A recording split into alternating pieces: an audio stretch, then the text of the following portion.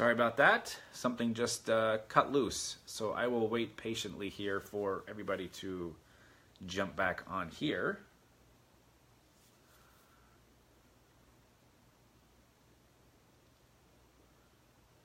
And hopefully this will go live. So I'm waiting.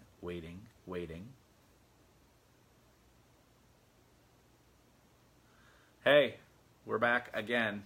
Sorry about that, you guys. I'm not sure what happened there, but I'm going to wait for this number to jump up quite a bit before we get back onto the that same topic. So like I said, I'll just wait here for a quick second. And again, I apologize for that. Not sure what happened. Everything, it just, my cell phone screen went right back to the home screen like that. No warning, no nothing. Technology these days. So we'll wait for, I know there's a few more people that were on here, so I'm going to wait for them to jump back. Hi again, everybody, as always. And we're waiting and waiting and waiting. I especially want to wait for Linda. So Linda, when you get back on here, if you're here, just say hi. Because this was her question that I was answering, and I just want to make sure that she hears what I have to say. So for those of you, I'm sorry that it's like changing channels on TV, right? All of a sudden the signal goes out, so we got to go to a different, that was back before the cable days. Anyways, so, you know, Linda's question when she says that she releases PJ, her dog, I think I would go back to when I released him and take a lot more time until he's relaxed. I think that releasing word can create a lot of excitement, and if he's already got that pent-up excitement, it really creates anticipation in the dog. So if I have a dog sitting with me on leash, and there's a group of dogs, like let's say the daycare setting, and that dog really wants to go and just really like has to go, two things can be going on. One, I'm too close to what's happening for the dog to actually function and pay attention to what I'm doing. Or number two, I've got to take a long time and wait for that dog to chill out before I even get in there. Or even cut the dog loose. Maybe I walk the dog over on leash. But a big dog, if you can't walk it on leash, then we have a leash walking issue. To me, I've got to relax that dog as much as I possibly can. And then I maybe walk that dog in on leash. But to me, if I just cut that dog loose and let him just, you know, especially a dog that's going to be too big, too rough, like that's really a recipe waiting, or, you know, a recipe for disaster, I guess you could say. And I think that's unfair to the dog that's too rough, and I think it's unfair to the other dogs that are going to get the brunt of that as well. And to me, I don't think we ever truly wait long enough with our dogs. I was just having this conversation with somebody. It was an appointment with a client last week, I think. And we were talking about feeding time and when to feed your dog, what it should look like. And I told them the same thing. I don't think we ever wait long enough for our dogs to relax. And you guys, I'm starting to use the word relaxed more than calm, because I feel like calm can still be misconstrued into something that just means this, because it can be very miscommunicated with quiet. There's a huge difference between calm and quiet, but I think most people think that quiet is calm. I'm trying not to get this all tongue twisted. But if I say relaxed, you're not going to look at a dog that's sitting there with his eyes wide open and think, wow, that dog's relaxed. You're not going to. At least that's my perception of what you guys as non-dog trainers would look at. So, Linda, sorry about that. I was trying to wait for you, but I kind of gave you my spiel on how the release word, I think, is probably, you know, or the releasing is probably a part of the problem. But so to me, it's taking that time to make sure your dog is relaxed. I mean, how many of you could show hands or give me a yes or no, how many of you wait for your dog to be 100% relaxed on leash inside the house before you open the door to go outside to take your dog for a walk? Show of hands. Just a yes or a no is fine. Do you wait? Not that, and I'm not asking you, do you have to, or saying that you need to every single time, or maybe you have a happy-go-lucky dog that you don't need to do that with. But it certainly brings an awareness to what is going on in your world and what's going on with your dog too. And I think that's yeah. And I think that's a safe assumption. So you guys, maybe one time in the next week, try it. And this goes back to my little rant of, and I love all the no's. I appreciate your honesty. That means so much to me that you guys are willing to give me that answer. You guys, I go into this rant and I say this a lot to many people. Think time over destination. I'm sure some of you have heard me say this. Maybe some of you haven't. Time is, okay, you've got, let's say, 30 minutes to take your dog for a walk. All right? You're inside the house. You got your dog on leash. You're trying to show it some consistency. You want that dog relaxed before you walk out the door. Let's say it takes you 15 minutes to finally get your dog to go, okay, I'll sit here and be relaxed. I don't know what we're doing. I don't know why we're not going outside. You got this leash on me. I'm ready to go. Nothing's happening. This is boring, but I'll just sit here and be relaxed. 15 minutes has gone by. Guess what? You only have 15 minutes left in your walk, and that's it. I don't want you to take the 15 minutes and go, oh, this is going to take forever. After this, I still have to go for a 30-minute walk. I need to get down to that mailbox. I need to get to that telephone pole, that driveway, that tree that's down off in the side of the woods. That's my landmark where I turn around. I don't want you to think that. I want you to think time over destination. Worry about your dog's state of mind. So look, if it takes you 25 minutes to get your dog to be relaxed inside the house on leash before you walk out, you go for a 5-minute walk. I can tell you this.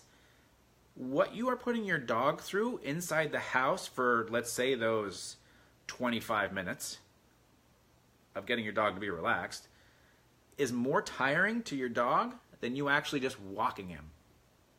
All right? I know that's hard to believe, but working your dog mentally wears them out more than working them physically. That's all there is to it. It's proven.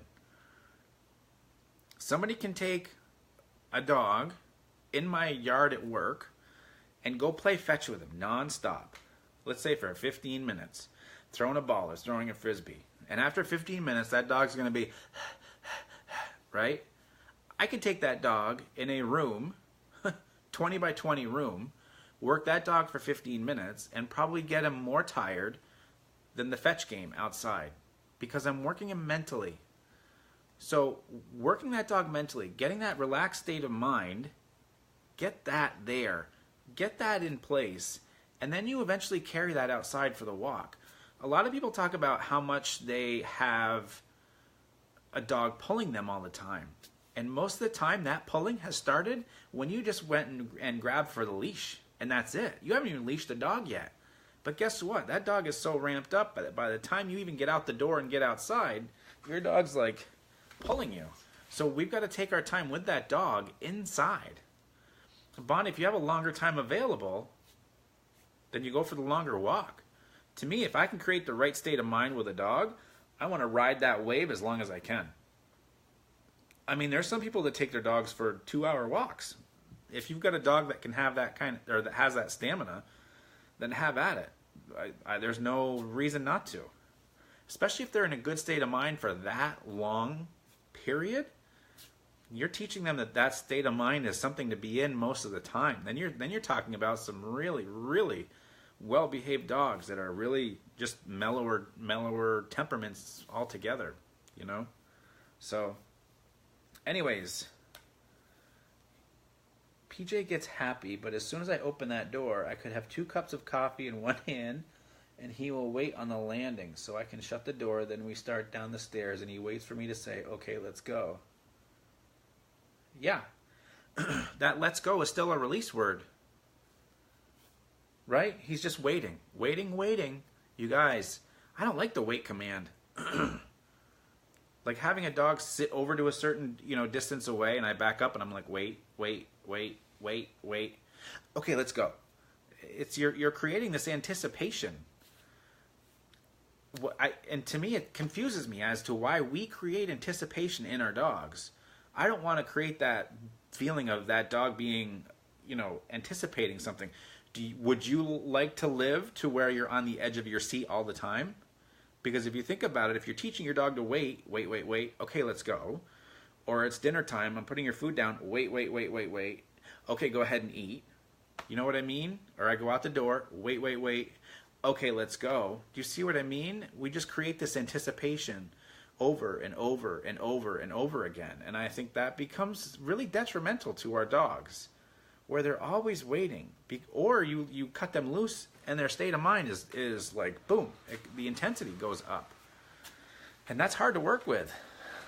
Really hard to work with. Time is your best friend. No doubt about it.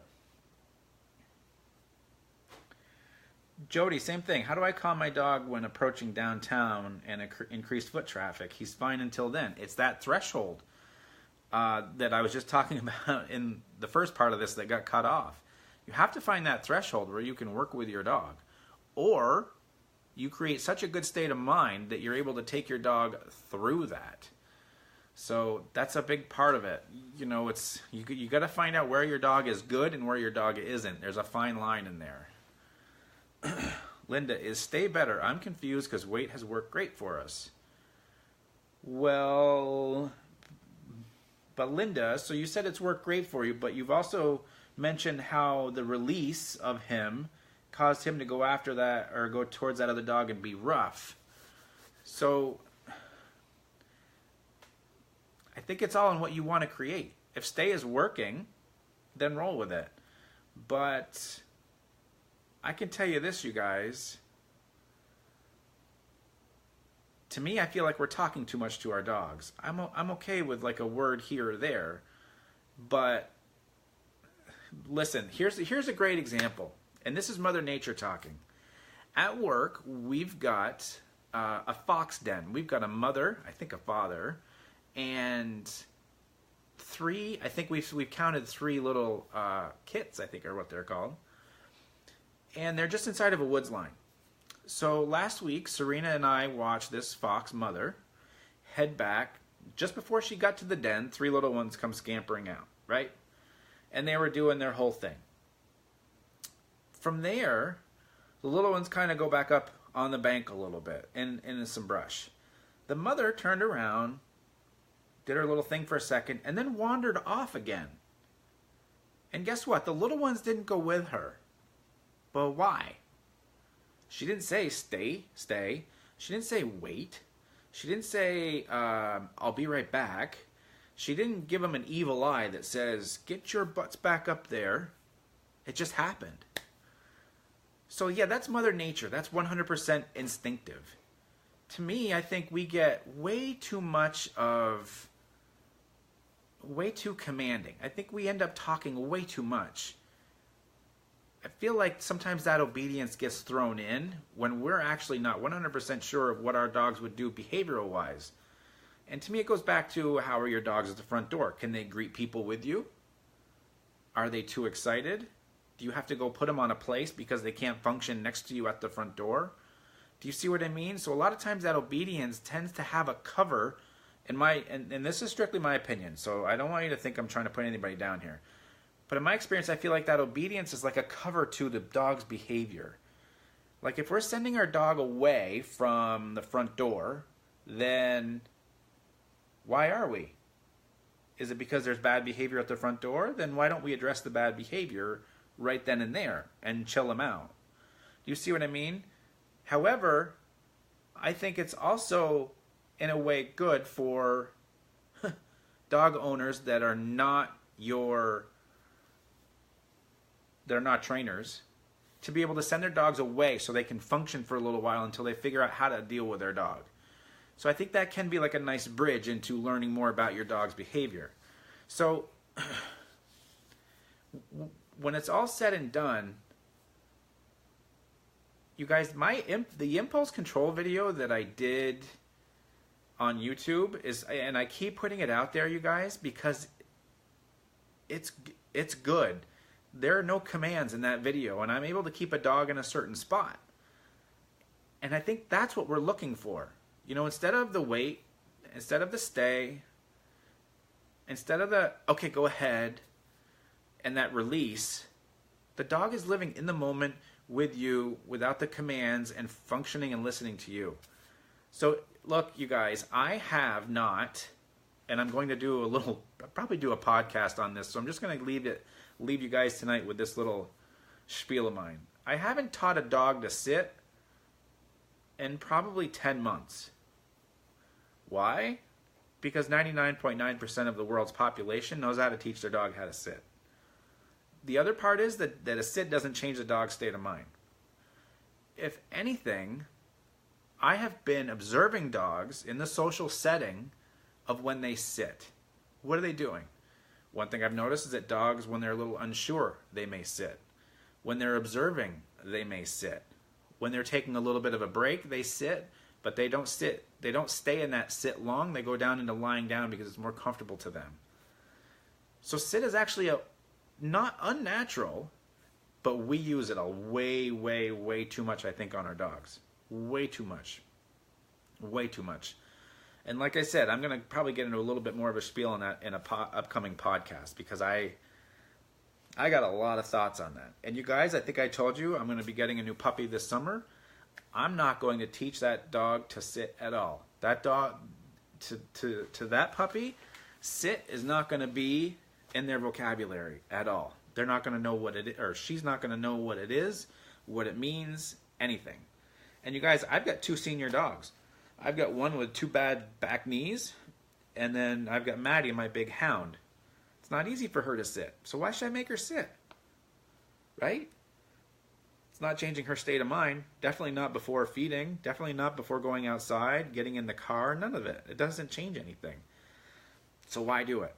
So that's my thought. That's what I'm going to leave you guys with tonight. Hopefully you guys have gotten some value out of this. But you get me going on the whole sit rant, and I've got a lot of opinions on that. That's for sure. So again, you guys, this was good tonight. Sorry for the little flub up there with the. That was my phone, I think, too. I don't think that was anything else going on. So again, I'm trying to think of what's happening here. It looks like I will be doing a workshop in New Hampshire at some point this summer. It's probably just going to be a one-day workshop, so keep an eye out for that. I'll be putting the dates up, or the date up, as soon as I figure it out, but it should be a good one. We're going to do a lot of socializing, I think, and we're going to make it very cheap, too. Cheap. Which, as you guys know, I don't charge for pretty much anything that I put out there, so it's not kind of my gig. Trying to think of what else. I've got some good podcasts lined up. If any of you know the Monks of Newskeet and Brother Christopher, they wrote the book, you know, How to Be Your Dog's Best Friend, and so it should be good. I'm working on a date with him. It's funny, that's one of the books I first read, and now I might be having the chance to interview him on a podcast. So lots of fun happenings this year. But Linda, possibly with your dog, we're only going to take a certain amount of spots with dogs. So again, make sure that you're kind of on it if you see that post going up, and we'll have all sorts of information on it, the workshop, the dates, the place, all that kind of fun stuff. So keep your eye out. But you guys have a great night as usual, and we'll see you next Monday, all right? Try that thing at the front door. Take a little bit longer. Get them more relaxed. Think relaxed. Don't think calm. Don't think quiet. Think relaxed. And next week we'll chat about it, all right? So you guys have a good night. Happy training. See you guys.